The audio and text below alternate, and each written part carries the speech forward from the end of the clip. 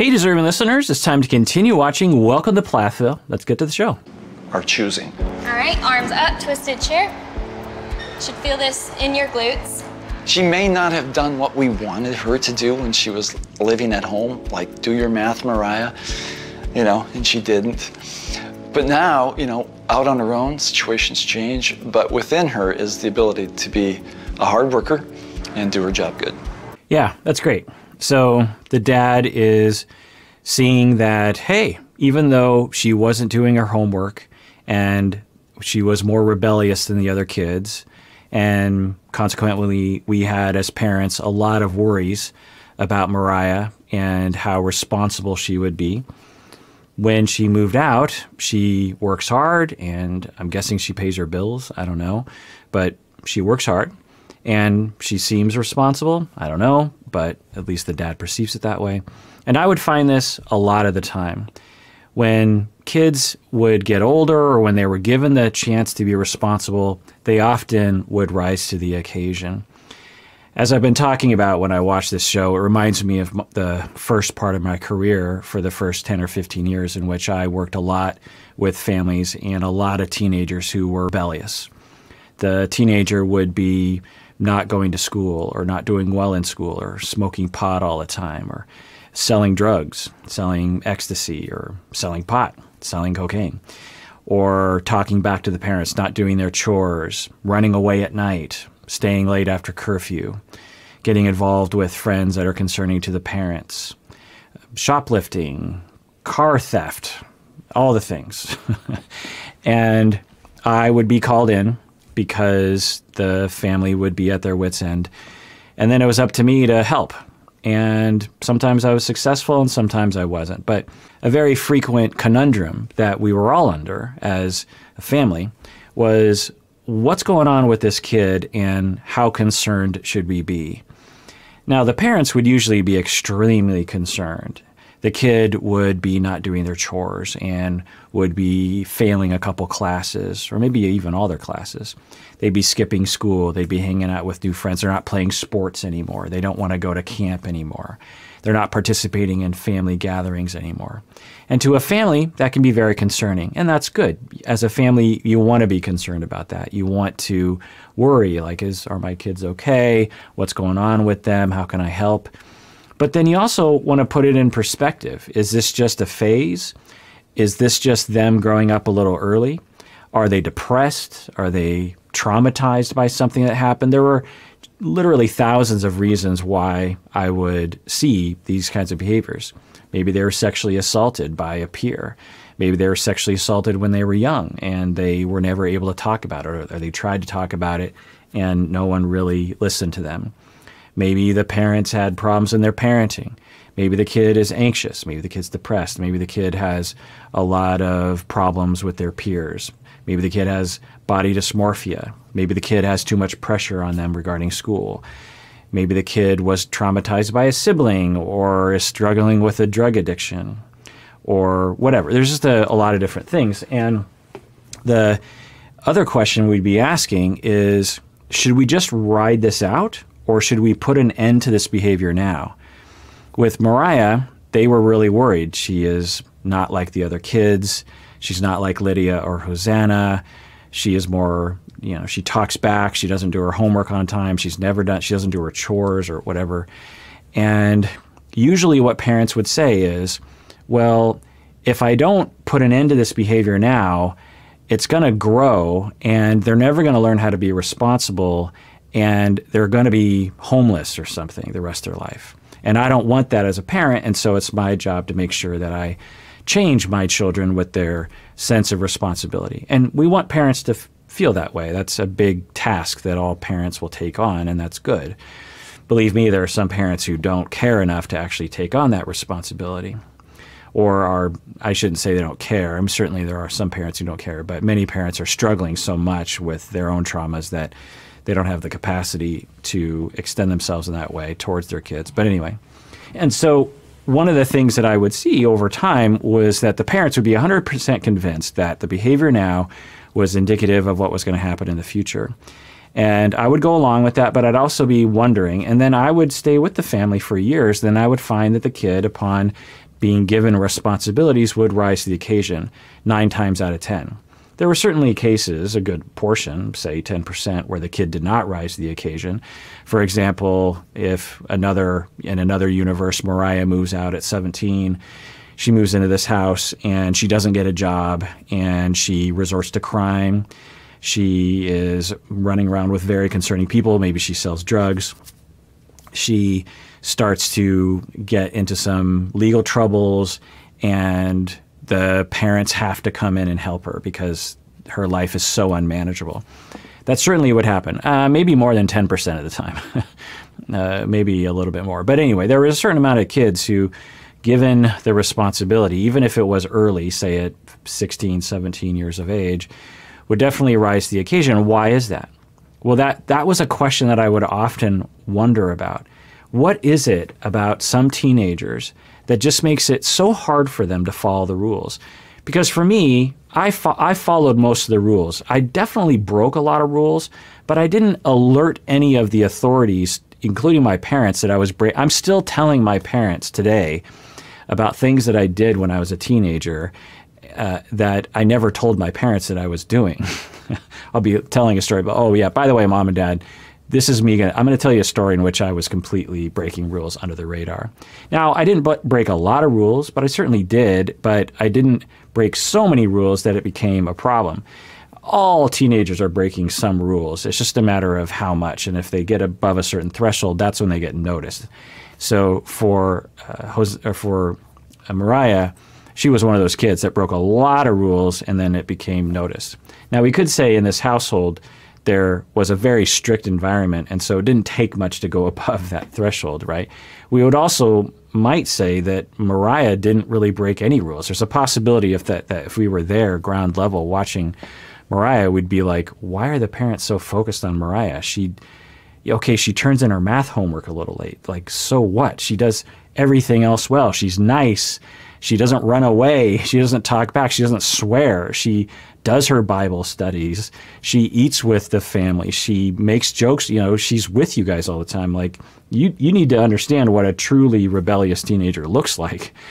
Maybe we would see that. Or maybe we would see another situation in which Mariah is a big jerk face to the parents. I mean, it wouldn't be unusual for us to be given a certain version of Mariah on the show because she knows she's being filmed. But behind the scenes, particularly when she was younger, that she would be, very hostile and very mean. And we might watch that side of Mariah and say like, whoa, now I know what the parents are talking about. I would see that sometimes. We don't know. If I was to take a guess, I would edge towards more the prior of the speculation that her life wasn't that rebellious, but who knows? As a family therapist, I would come into families sometimes and I would hear the parents complaining and I'd say, boy, I really cannot see that kid doing that. In the beginning of my career, I would be convinced into adopting the idea that the child was really good and the parents were deluded. And then as time went on, I would have more and more cases where we'd get 5, 10, 15 sessions in, and then that's when that child hostile person would emerge. And the teenager would really show how mean and how much of a jerk face they could be and just how hostile and angry they could be and aggressive. And I'd be like, oh, that's what the parents have been. And I would recognize that I'm probably not seeing the worst of it because this is in my office. God knows what's happening at home. I learned early in my career that sometimes it's just hard to imagine. You can look at someone like Mariah and say like, oh, she looks like a really sweet kid. She's really nice. Take it from me. That is not necessarily the full picture of an individual.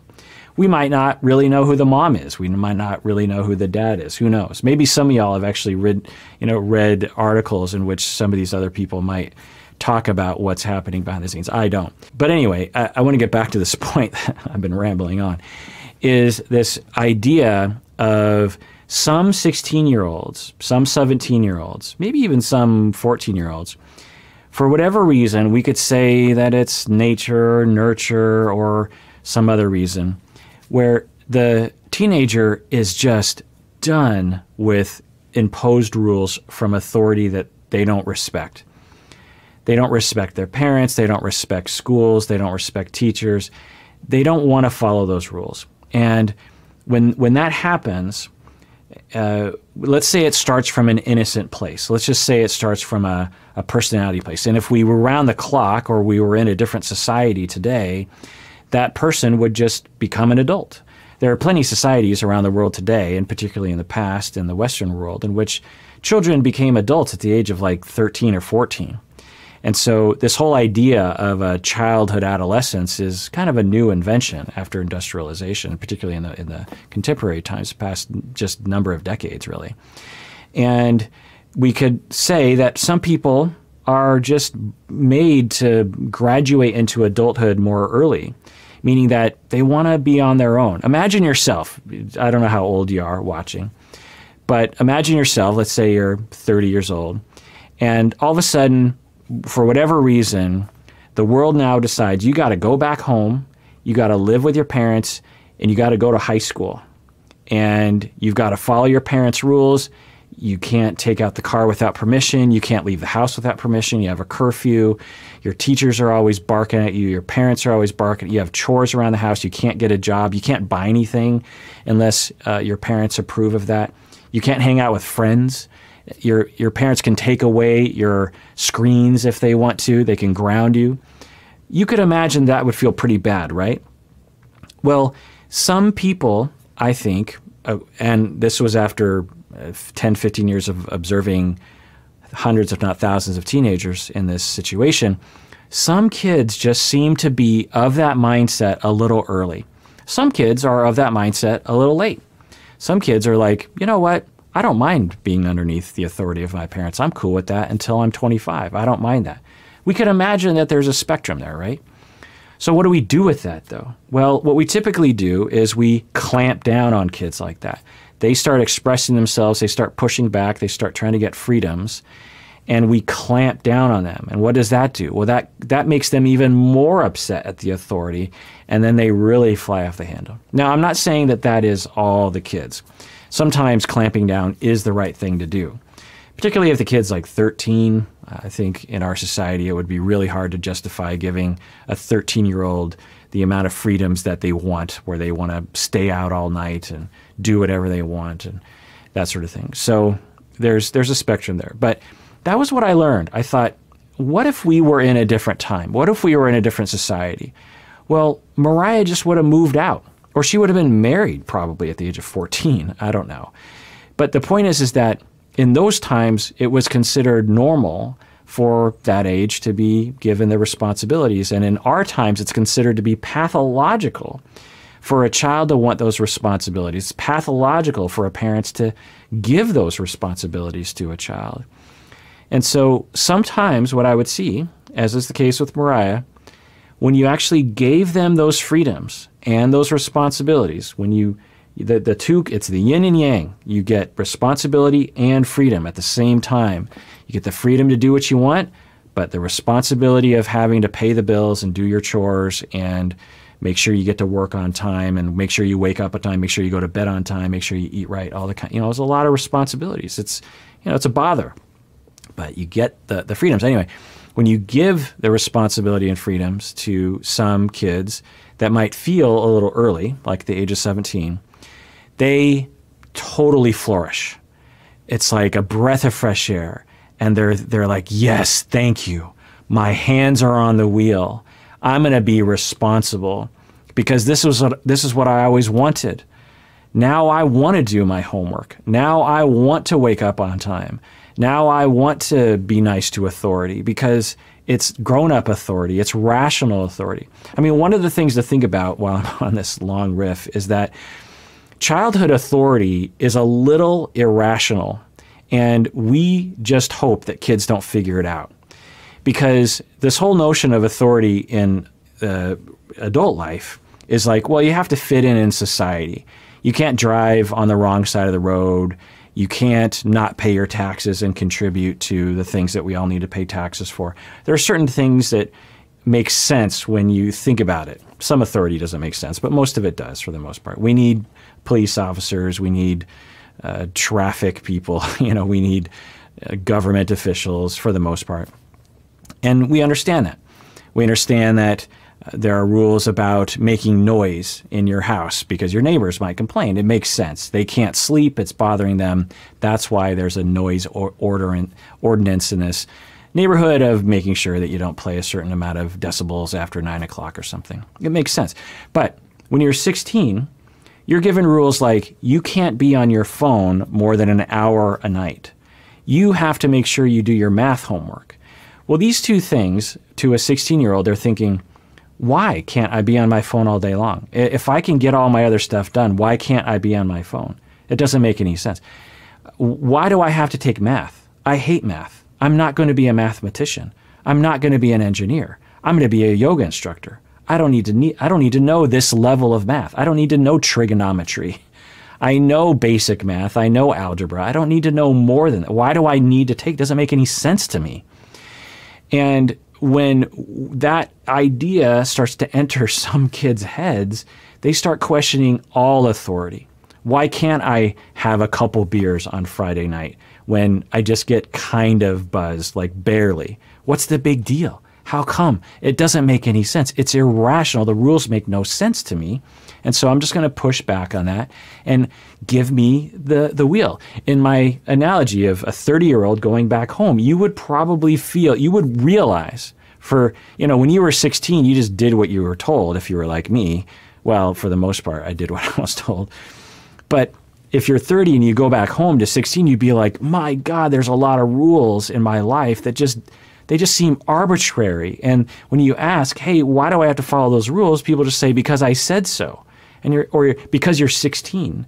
And you're just like, it's just so frustrating. And so it makes sense under some circumstances to have some kids move out, as the parents did with Mariah. Now, I don't know, maybe behind the scenes, Mariah's life is going down the tubes. But I think if what we're being presented is accurate, which who knows, it probably was a great idea that the parents and Mariah worked together and Mariah moved out. She is flourishing, seemingly, according to the data presented to us on the show. She is no longer upset. She's no longer under a lot of strain. And she seems to be starting her life as an adult, which is great. And to bring it back to the beginning, the dad is recognizing that. He's just like, wow, she wasn't doing a lot of her responsibilities as a child, and we were kind of worried about that. But look at her, she's doing great. So 2 thumbs up to the dad for recognizing that, and 2 thumbs up for Mariah for rising to the occasion. That's great. As a father, I'm so proud of her. It makes me feel good. All right, I tried to do a pull-up with like this. Yeah. So. Okay. Yeah, we take things to heart with Mike and Mariah. They give us feedback, and they're open for reconnecting. And hearing the dad talk, it really makes me wonder the dynamic between the mom and the dad. There seems to be some evidence that the dad is way more or at least a little bit more flexible than the mom is, and that the dad has the capacity to really show warmth and have warmth. Now, maybe the mom does too. We just don't know, but we haven't been presented that on the show. And honestly, the more I watch this show and the more I hear from Mariah and Micah and Ethan, the more I'm really wondering about how difficult of a childhood these kids went through. It's one thing to be isolated, and I think that from a viewer's point of view, that would be what we would focus on. But I would wonder about the emotional environment that the kids grew up in. They seem to have so much anger towards the mother, and that would indicate some level of real difficulty in the relationship. As the mom was trying to parent the kids, did the kids feel loved and accepted unconditionally? It seems that they didn't, and it seems that that was constant, and it seems that their anger just built and built and built, and it seems that Mariah was the one elected by the family to express that anger so that other people could follow suit.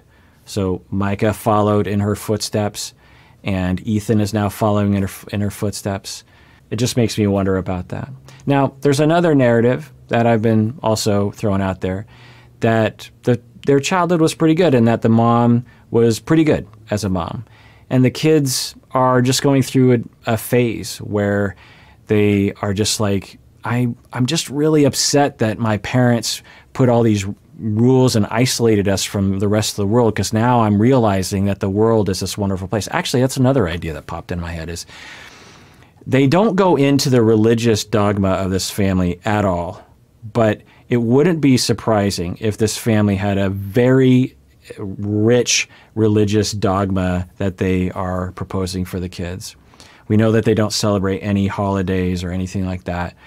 We know that they were heavily religious, even so religious that they didn't even want to go to a church, or not so religious, that's not the right way to say it, that they were of a particular version of Christianity that was even so niche, I suppose, so fundamentalist would be a word for it, that they didn't even want to go to a regular church in their neighborhood. From what I remember, I don't remember if that's exactly true. Anyway, the point is that there's a possibility that the parents, maybe mainly the mom, was giving a lot of messages to the kids that the outside world was a terrible, sinful, horrific place, and that everyone was falling apart, and that the whole situation outside of our insular world is just a flaming ruin, and that it wouldn't be unusual to have that point of view. There are cults that have that point of view. It's one of the ways you can actually keep people on the inside. It's one of the ways that you can say, well, don't worry about the outside world. Not only do you are you prevented from going there by my rules, but also if you go there, it's a horrible, horrible place, and everyone is horrible. At least that's the message that will sometimes be given to kids.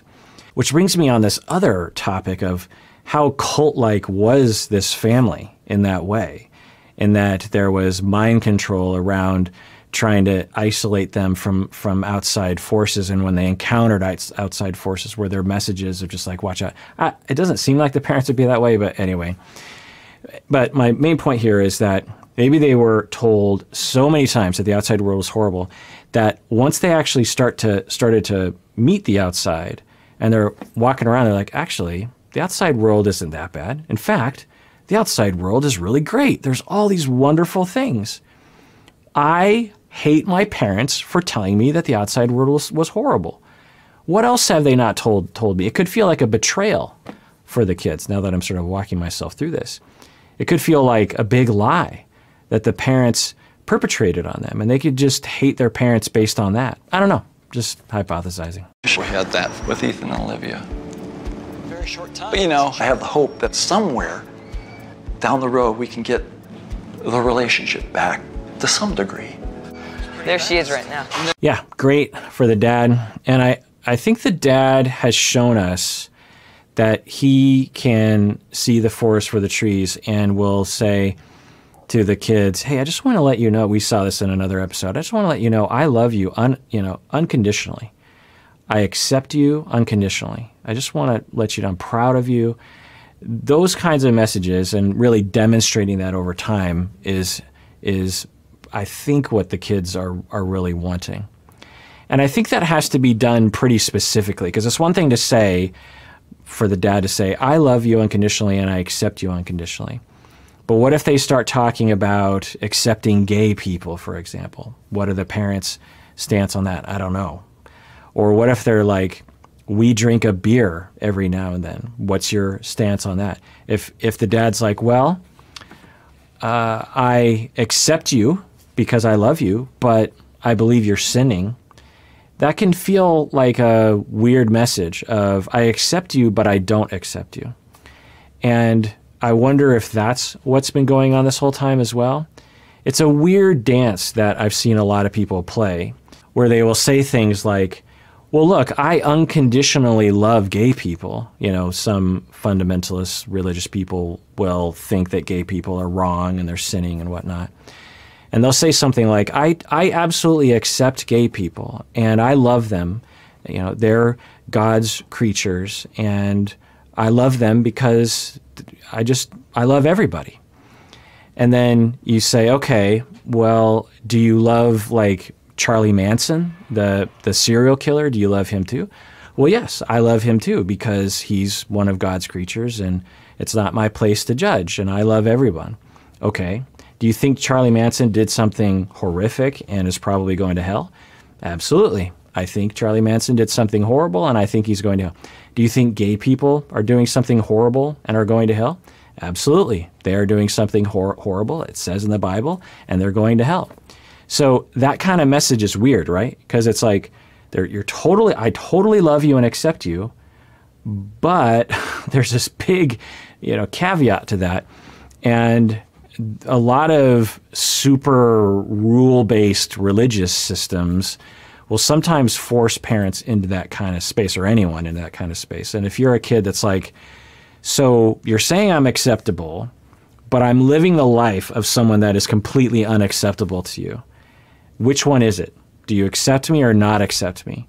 And that can really throw a wrench in the ability for parents to or for families to love each other. And all of us have that fundamental need to be loved by the people around us.